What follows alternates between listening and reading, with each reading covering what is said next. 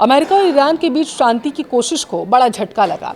Iran ने जंग खत्म करने का प्रस्ताव दिया, लेकिन डोनाल्ड ट्रंप ने उसे पूरी तरीके से अस्वीकार बताकर ठुकरा दिया। इसके बाद शांति वार्ता फिर से अटक गई।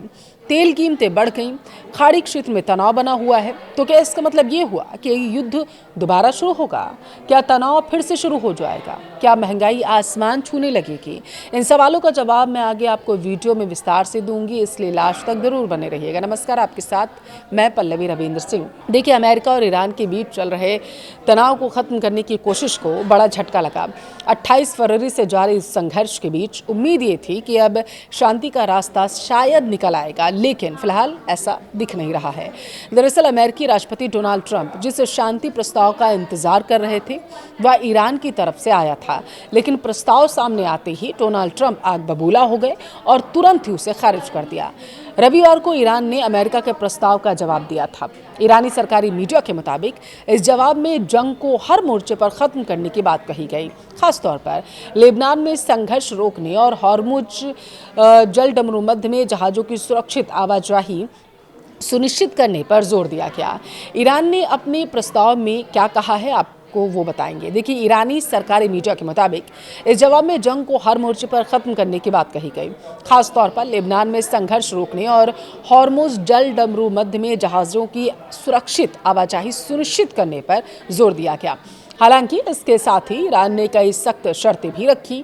इनमें युद्ध से हुए नुकसान का मुआवजा, अमेरिकी प्रतिबंध हटाना, ईरानी तेल की बिक्री पर लगी रोक खत्म करना, भविष्य में हमले न करने की गारंटी और हॉर्मुज पर अपनी संप्रभुता का सम्मान करना शामिल था। ईरान के जवाब पर ट्रंप ने क्या कहा, अब आप वो समझिए। देखिए, यह प्रस्ताव आते ही अमेरिकी राष्ट्रपति डोनाल्ड ट्रंप ने बिना देरी किए इसे ठुकरा दिया, लात मार दी।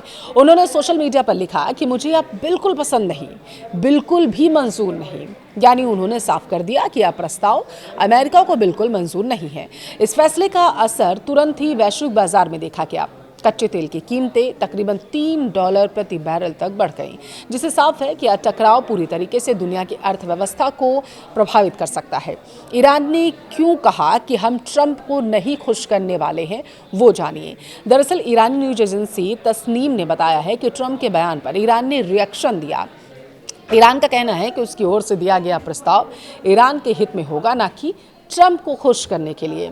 अमेरिका की ओर से पहले से जो प्रस्ताव दिया गया था, उसमें कहा गया था कि पहले जंग खत्म की जाए और उसके बाद परमाणु कार्यक्रम जैसे मुश्किल मुद्दों पर बातचीत शुरू होगी। लेकिन ईरान ने अपनी शर्तों के साथ जवाब दिया, जिससे बातचीत एक बार फिर से अटक गई। अब इस पूरे मामले में पाकिस्तान की भूमिका भी सामने आई है। गौर करिएगा, पाकिस्तान जो इस जंग में मीडिएटर की भूमिका निभा रहा है, उसने ही ईरान का प्रस्ताव अमेरिका तक पहुंचाया था। आपको क्या लगता है, जो जंग ईरान, इजराइल और अमेरिका के बीच थी, वो विश्व युद्ध में बदलने वाली है? कमेंट करके ज़रूर बताएं।